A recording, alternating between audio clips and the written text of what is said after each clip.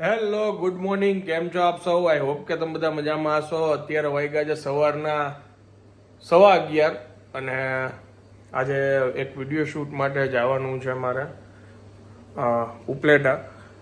અને બા જો મસ્ત પૂજા કરે છે અત્યારે.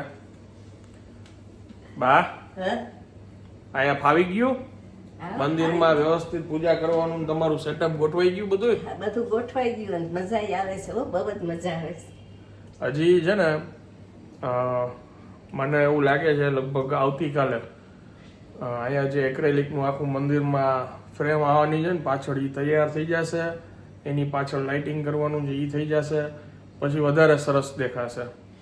એટલે મંદિરનું કામ ત્યારે ઓલમોસ્ટ પૂરું થશે.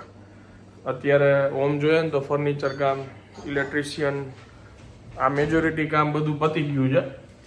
અને હવે નોર્મલ નાની નાની વસ્તુઓ બાકી છે એ બસ ટૂંક સમયમાં બધું પૂરું થઈ જશે. આવી ગયા છે આ લોકો. શું આડું આવે છે?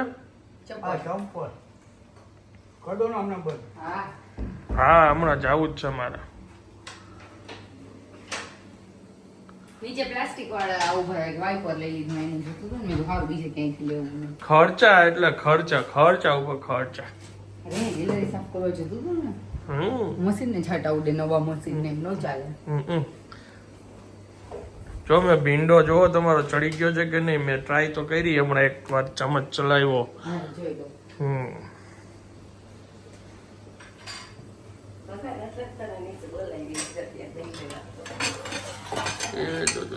ગેસ ઉપર પાણી આવે.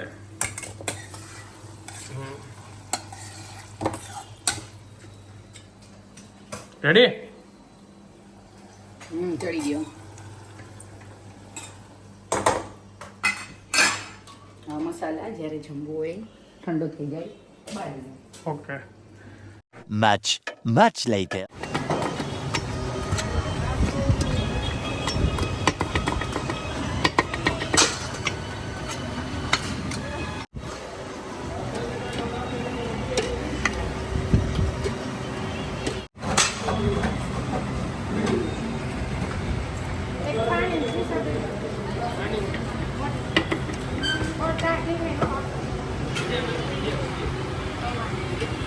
આજનું લંચ જે ઉપલેટામાં જેવનમાં પકોડા.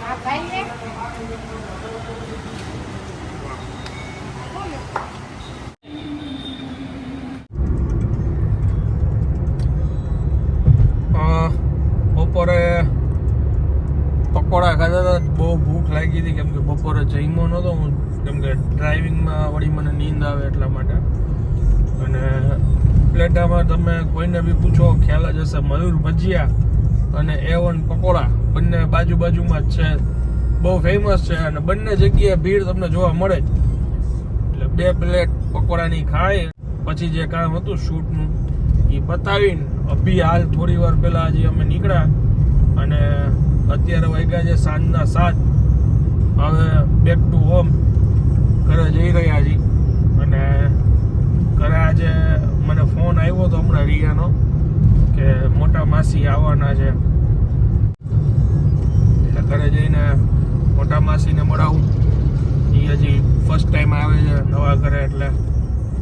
અને જે લોકો નવા વ્યુઅર્સ છે ઘણીવાર ઘણા પૂછતા હોય છે, તો હું કહી દઉં ફરીથી કે મારું નામ આનંદ સાતા છે, રાજકોટથી બિલોંગ કરું છું અને સોશિયલ મીડિયા ઉપર યુટ્યુબમાં છેલ્લા 5 વર્ષથી હું કામ કરી રહ્યો છું.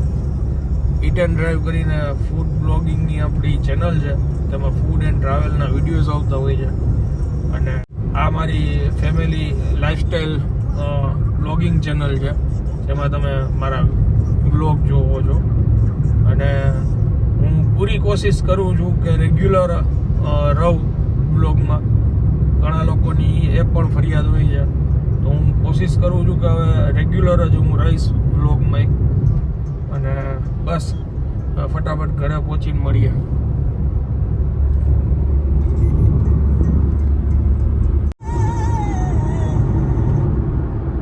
તો આજે આવ્યા છે અમારી ઘરે મોટા માસી એને બા પહેલી વાર હા કેવો લાગ્યો ફ્લેટ? ફ્લેટ કેવો લાગ્યો? તમને પૂછે છે પ્લેટ કેવો લાગ્યો?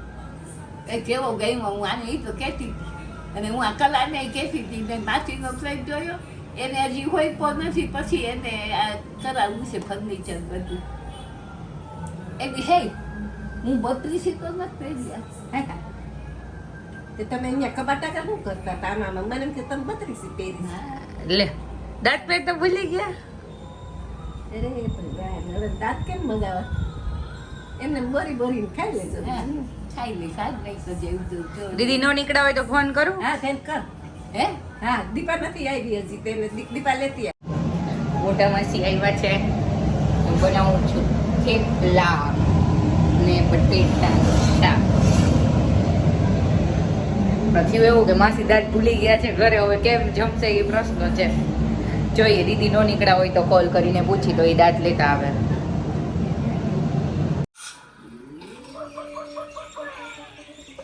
મજા આવી બા? મજા આવી ગયો આજ તો બા બે ને રે હિંચકા ખાય છે કા? બે દેનું ખાઈ ગઈ નાખું મોટા મોટા હિંચકા જરાક.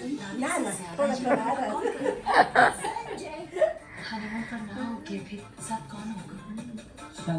માં કહું કે મોટી બેન કહું બધું એમાં જ છે મારે સાચી વાત છે. બે બેનું એ જ્યારે જમી લીધું અને હવે જાય છે ઘરે.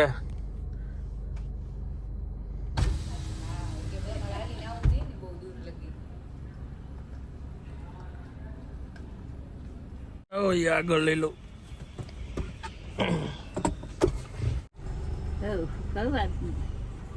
કેવું લાગ્યું ઘર? આ ઘર કેવું લાગ્યું? ઘર કેવું લાગ્યું એમ? ઘર ઘર નવું ઘર. હું તું ફોટો પાડ શકતે હું બોલી નહીં મને બાકી તો એવું ગમે ગયું હા હાઈ ક્લાસ તો વાંધો નહીં. જેમ મેં કીધું અને આમાં કેટલો ખર્ચો ગણી ન શકાય એટલો. અને આ છે ને તમે નવા બ્લોક કરો ને હા. એટલે કવાજ નવા સેટિવ નથી અમારે આ કલા છોકરા એમ જ કરે છે. આ એને હજી હોય પણ નથી. જોતા જાય ને મારતા જાય માજી બાપા હા તમારા બેન. હાલો હા હાલો જમી લીધું? ના બાકી છે ઓકે હજી તો ખાલી માસી ને બા બે જ જઈમાં. ઓકે હવે દીદી બાપુજી ને હું ને તમે આપણે બાકી.